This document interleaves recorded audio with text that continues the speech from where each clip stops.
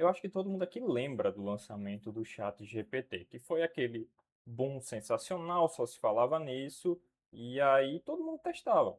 Você entrava lá para testar, mandava uma mensagem, uma pergunta, e ele respondia. E respondia muito bem, com uma gramática praticamente impecável e sobre qualquer assunto que você quisesse, seja para o bem ou para o mal. E aí não demorou muito para os governos e para as empresas perceberem que essa tecnologia não ia ficar restrita a um chatbot online que as crianças estavam utilizando para colar no dever de casa, que aquilo ia virar muito mais. E hoje em dia a gente vê inteligência artificial em todo lugar. E mais interessante é que a gente vê ela fazendo coisas muito além de conversar. Hoje em dia você consegue agendar uma reunião, desmarcar uma reunião, você consegue pedir para ela enviar um e-mail, para ela ler os seus e-mails, enfim, uma sorte de habilidades que vão muito além de simplesmente conversar com o ser humano. E aí a pergunta surge: como é que a inteligência artificial ela sai dessa coisa que é simplesmente um chatbot para uma ferramenta que consegue, por exemplo, ler um banco de dados? E na realidade a resposta para isso é bem simples: ela não consegue. E esse é exatamente o objetivo desse vídeo. Entender na prática como é que essas funcionalidades podem ser implementadas e como é que você, programador, consegue adotar isso no sistema, na aplicação que você está desenvolvendo. Beleza? Então, bora lá. Então, pessoal, começar mostrando do que exatamente a gente vai falar nesse vídeo. Estou aqui no Ornito AI e eu vou mandar uma pergunta para ele. Tivemos quantas prefeitas e prefeitos eleitos nas últimas eleições do estado do RN? Vou enviar a pergunta e ele vai moer um pouquinho e já já dá a resposta. Ele retornou aqui, são 167 prefeitos eleitos, o que está correto, e sendo 125 do gênero masculino e 42 do gênero feminino, beleza?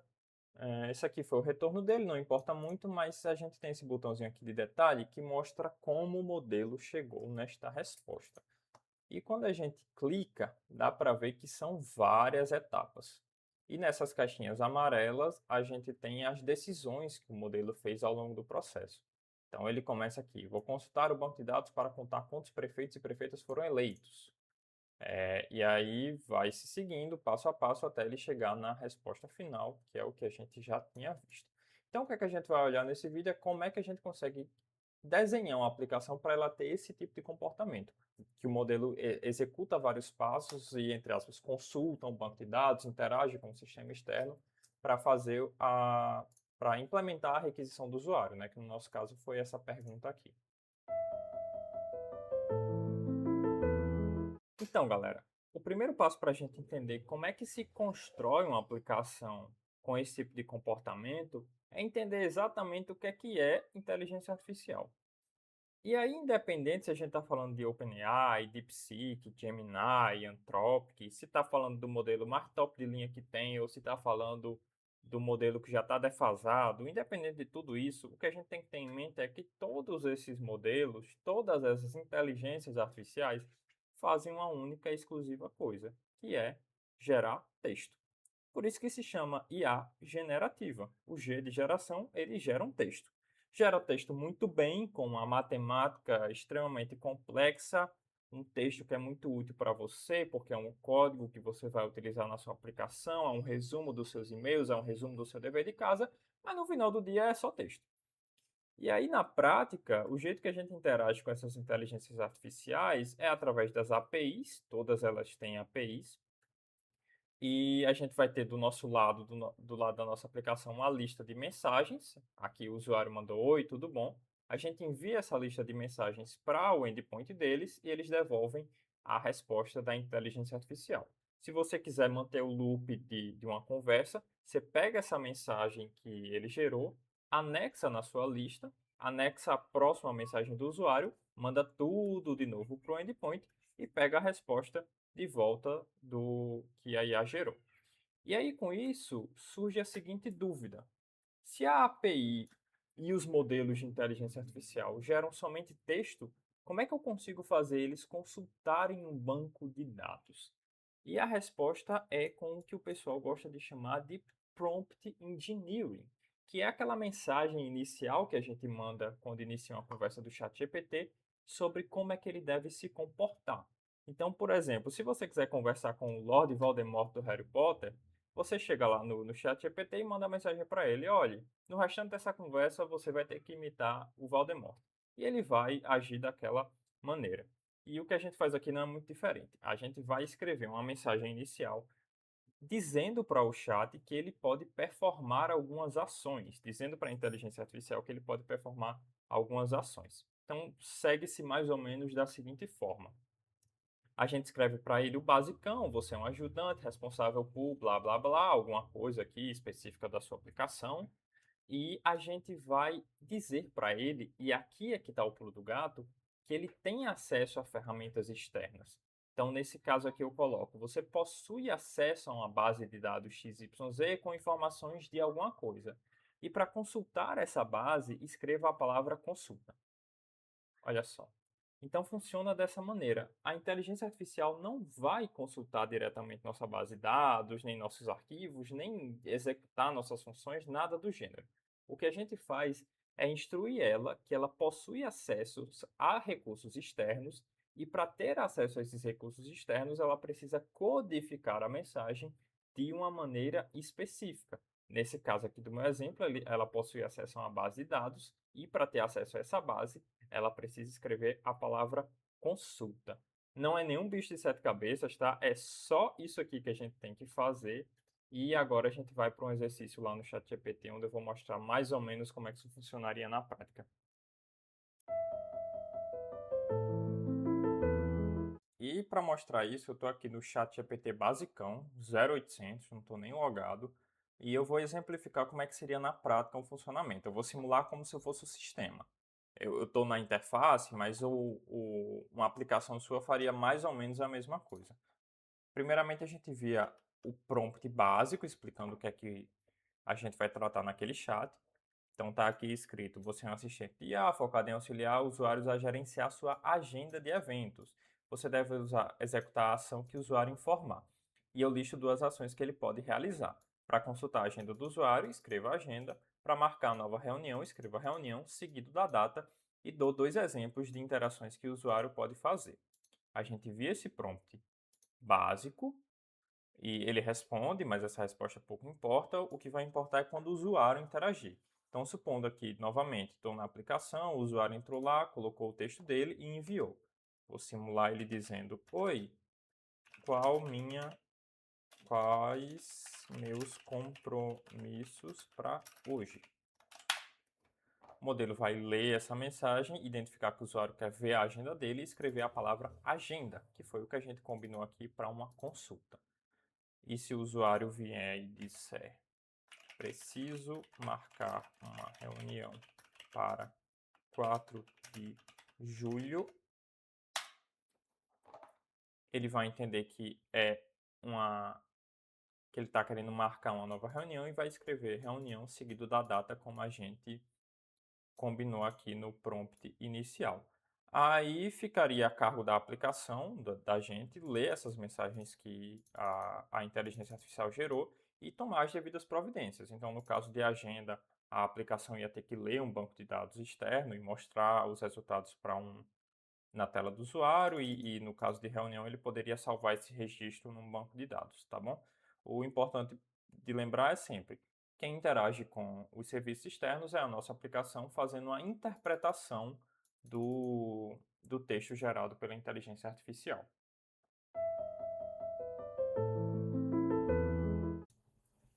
Então, isso que eu acabei de mostrar é uma abordagem muito simples, que já resolve muita coisa, é muito poderosa, você consegue construir uma aplicação ao redor disso, mas vai falhar em problemas complexos. Quando o negócio arrochar e o usuário pedir alguma coisa mais difícil, aí a gente não consegue resolver. Só que também não precisa perder as esperanças, porque a galera já chegou em soluções. E para isso eu separei dois papers para a gente dar uma olhada superficialmente. O primeiro é esse aqui, Chain of Thought Prompting Elicits Reasoning Large Language Models, em que pesquisadores do Google estudaram o comportamento dos modelos ao tentar resolver alguns problemas. Eles testaram vários modelos em benchmarks de problemas matemáticos simples, raciocínio simbólico e conhecimento geral. E o que eles perceberam é que se você dá exemplos de raciocínio no prompt inicial do modelo, eles performam melhor nas tarefas. E isso fica bem claro nesse print aqui que eu tirei do próprio artigo. Isso aqui é um prompt normal, que eles colocam a pergunta, seguido da resposta, colocam a pergunta para o modelo dar a resposta. E ele erra aqui.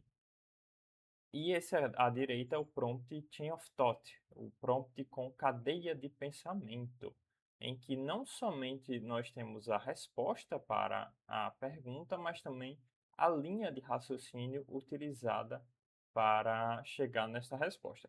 E o que os pesquisadores perceberam é que isso força o modelo de inteligência artificial, na maioria das vezes, a também escrever uma linha de raciocínio e isso empiricamente melhora a performance dele nos benchmarks que eles experimentaram.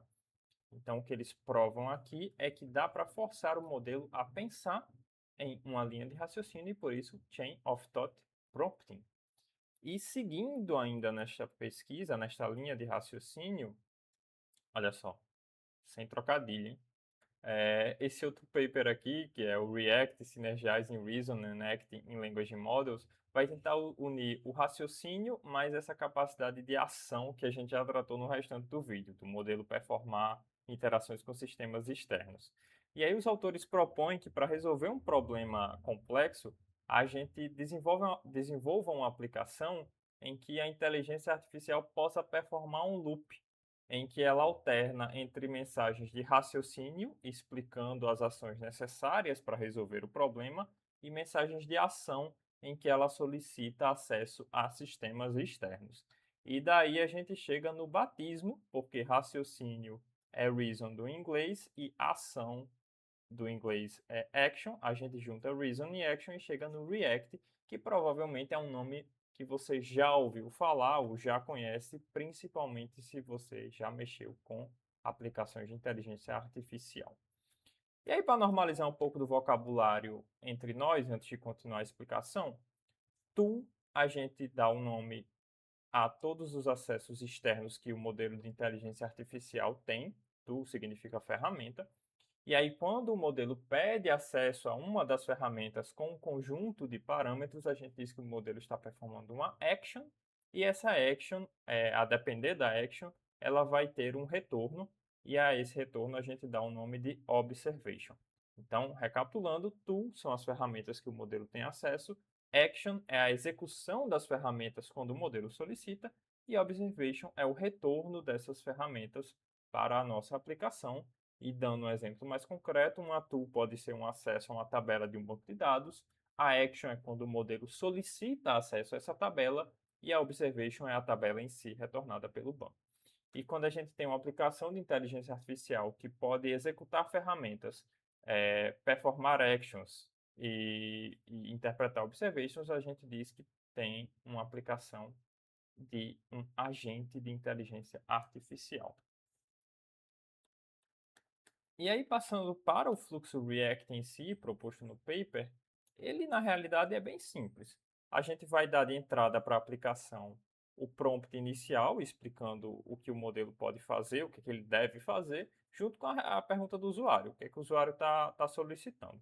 E aí, nesse prompt inicial, a gente explica para ele que ele tem que performar uma dessas três mensagens. Ele tem que gerar uma mensagem nessas três categorias. Ou um thought, que é um pensamento, em que ele vai planejar como é que vai ser atendida a solicitação do usuário. Pode ser uma mensagem de action, que ele está solicitando um acesso a uma ferramenta externa, e aí naquele fluxo, se ele solicitou acesso a uma ferramenta X, Y ou Z, a nossa aplicação intercepta essa chamada, performa a execução da ferramenta, e o que ela retornar as observations, a gente anexa no chat para ele continuar o loop dele de resolução do problema. E aí ele vai fazer pensamentos e ações, até que chega no ponto que a resposta à solicitação do usuário está pronta e ele vai retornar uma mensagem de answer que é devolvida para o usuário e é esta caixinha aqui de output.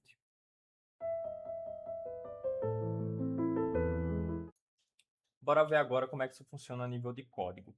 pedir para o chat GPT gerar um código basicão, simulando a execução de um loop React, bem superficialmente, para a gente entender isso antes de olhar como é que o Ornito AI funciona por baixo dos panos. É bem parecido, mas tem algumas diferenças. Primeiro a gente começa com o prompt básico, em que a gente dá as instruções iniciais do modelo. Então, você é um assistente que pode usar ferramentas para responder perguntas, e aí a gente fala, você deve sempre responder com um JSON válido. Isso aqui é o nosso combinado com o modelo sobre como as respostas têm que ser geradas para a gente ser capaz de entender o que é que ele está querendo fazer. E aí segue-se. O JSON deve possuir o campo type, que pode ser tool, quando ele precisar executar uma ferramenta externa, ou answer, quando ele já possui a resposta final e quiser enviar para o usuário. E entramos nos exemplos que fica um pouco mais claro. Para ele chamar uma ferramenta, a gente combina esse formato aqui, em que ele passa type como tool, e aí ele vai passar o nome da ferramenta e os parâmetros que têm que ser passados para essa ferramenta. Nesse caso aqui, getWeather, que é para pegar o clima, e passa o nome da cidade para retornar a previsão do tempo. E quando ele quiser responder para o usuário, né, quando tiver feito tudo que precisa e acha que agora dá para responder ao usuário final, ele tem que gerar um JSON nesse formato, com o type igual a answer, e nesse campo content ele vai colocar a resposta final. Aí seguindo a gente entra no prompt das ferramentas, que está nessa outra variável, em que a gente lista para ele as ferramentas disponíveis. Isso aqui é tudo fictício, né, de brincadeirinha, mas na prática é dessa mesma forma. A gente coloca aqui a ferramenta, os parâmetros que ela recebe, o que é que ela faz, e aí juntando com esse prompt de cima, o modelo vai conseguir pedir a execução dela. A gente tem duas ferramentas aqui de exemplo, né? Uma que pega o clima e outra que pega a data atual. Aí as definições das funções, tem aqui uma função que simula como seria o acesso à API externa. Ela recebe a lista de mensagens atual do chat e retornaria a resposta do modelo. Ela não está implementada aqui. E aí a gente entra nas ferramentas em si. Também é tudo simulado. A ferramenta para pegar a previsão do tempo e a ferramenta para pegar a data atual. E junto elas aqui nessa variável de ferramentas. Agora a gente entra no loop React em si. O primeiro passo é definir as mensagens do nosso chat. A primeira mensagem basicona é o prompt inicial, que ele vem aqui com essa role de system. E no conteúdo vai o nosso prompt base, mais o prompt das ferramentas que eu mostrei anteriormente. E aí vem na sequência a mensagem do usuário. Então aqui com role igual a user, ele está perguntando como é que vai estar o tempo em Mossoró RN.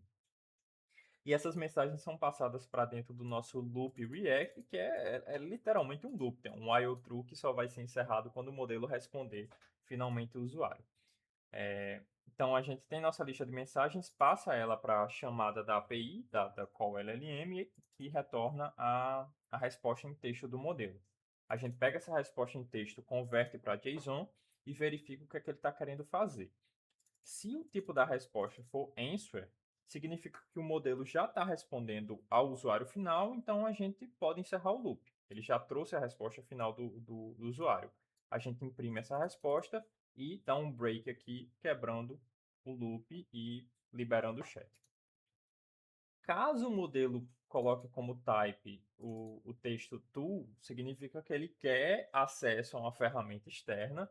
Então, a gente precisa interceptar essa chamada aqui no código e fazer a execução. Aí, o nosso código pega o nome da ferramenta, os argumentos que o modelo passou, e aí faz a execução e salva o resultado nessa variável. E nessa situação aqui, o loop ele não finaliza. Na nossa lista de mensagens, a gente coloca a mensagem original do assistente que gerou essa chamada, né, para essa ferramenta, e coloca também o retorno da ferramenta, o que é que ela nos trouxe quando foi executada. E aí, que é a nossa observation, e a gente cadastra essa observation como se fosse uma mensagem do usuário, nesse caso que eu estou simulando aqui. E aí coloca como content algo desse gênero. Você executou tal ferramenta, aí coloca o nome e ela retornou esse resultado. Algo parecido com isso. Aí volta lá para o começo, cutuca a inteligência artificial para ela gerar uma nova mensagem. e fica nesse loop para sempre até que ela gere uma resposta que seja do tipo answer que a gente pode enviar para o usuário final.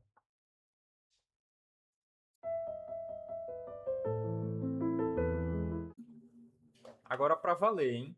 22h25, 17/7/2026, estou aqui na aplicação, vou iniciar o chat em linha de comando para a gente ver isso funcionando na prática.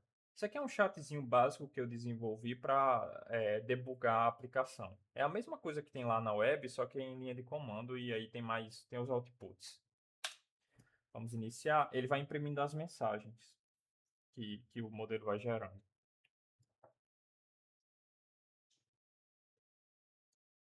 Iniciou, aí as primeiras mensagens são o prompt básico, todas aquelas instruções. E aqui é a lista de ferramentas que ele pode consultar. Query Database, List Tables, Get Table Description, Retrieve Proposed Chunks e Retrieve Propostas from Candidate, passando o número do candidato. Vamos começar básico, vamos começar fácil. Mandar para ele 8. Aí ele vai começar a tentar criar a resposta para o usuário e retornou. Aí manda aqui, né? Olá, eu sou o Nito AI, seu assistente virtual sobre eleições brasileiras, seu candidato, blá, blá, blá, blá, blá. Só que se a gente vem aqui em cima e vê os logs, não sei se vai ficar muito claro, mas acho que dá para ver. Ele gerou essa seguinte resposta para a gente, ó, um JSON. Esse aqui é o JSON que ele gerou. E aqui a gente vê action igual a answer e content é aquela mensagem que está lá embaixo. Olá, eu sou o Nito AI, blá, blá, blá, blá, blá. Então, ó, deu certo. Ele gerou aqui o JSON, a gente percebeu que era a mensagem para o usuário e já imprimiu. Aí vamos forçar um pouquinho a barra agora. Quais tabelas você consegue consultar? Isso vai forçar ele a ter que cutucar uma das ferramentas lá, que é a List Tables. Esperar ele finalizar, a gente volta aqui nos logs para ver. Aí ele dá aqui a resposta. Aqui estão as tabelas disponíveis do banco de dados. Tabelas gerais, sobre candidatos, enfim. Aí, se a gente volta aqui nos logs, a primeira mensagem que ele gerou já não é mais do tipo answer, é do tipo to. Tá aqui, ó, action igual a to. Aí no content ele fala o raciocínio, né? Vou consultar as tabelas disponíveis no banco de dados para listar todas as opções. No parâmetro to, ele passa o nome da ferramenta que ele quer chamar. E na lista de parâmetros, ele passa aqui nada, porque essa ferramenta não tem parâmetros de entrada.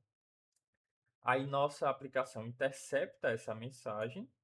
Tá aqui a interceptação, que ele quer chamar essa ferramenta sem parâmetros, executa e envia de novo para ele e pede a geração de uma nova resposta. E está aqui a resposta dele. Só que agora ele já tem informação precisa, então ele gerou uma resposta do tipo answer com o conteúdo. Aqui estão todas as tabelas disponíveis no banco de dados e blá, blá, blá, blá, blá, que é essa resposta aqui que a gente já viu. E o fluxo é esse. Qualquer coisa mais complexa vão ser várias iterações dessa coisa, dele cutucar a ferramenta, pegar o retorno da ferramenta e gerar uma resposta para o usuário, ou então pegar uma nova ferramenta.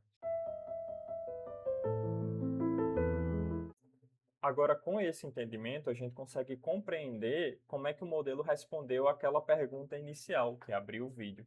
Só clicando nesse botão de detalhe, a gente vai ver nas caixinhas amarelas a lógica do modelo para chamar as ferramentas externas, e nas caixinhas roxas é o que essas ferramentas retornaram para a nossa aplicação e que foi repassado para o modelo.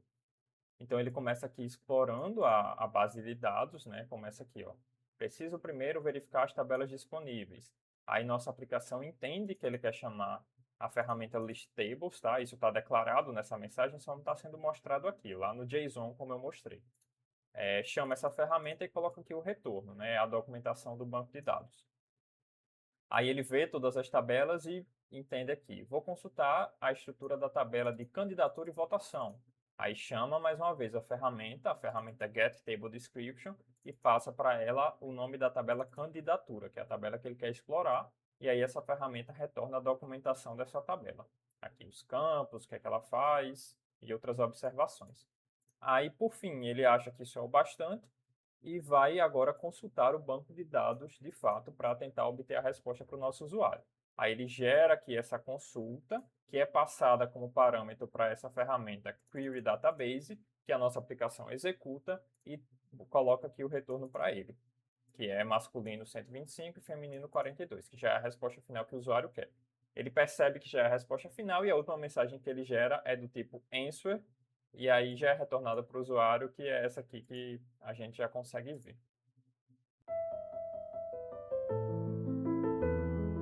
E aí, gostaram do vídeo? Eu espero que sim. Eu tentei trazer uma pegada mais conceitual, mais teórica sobre como o fluxo de um agente React funciona e nem tanto focar no código em si, porque eu acho que quando você entende a base, a implementação vira um detalhe e fica algo muito simples para você fazer.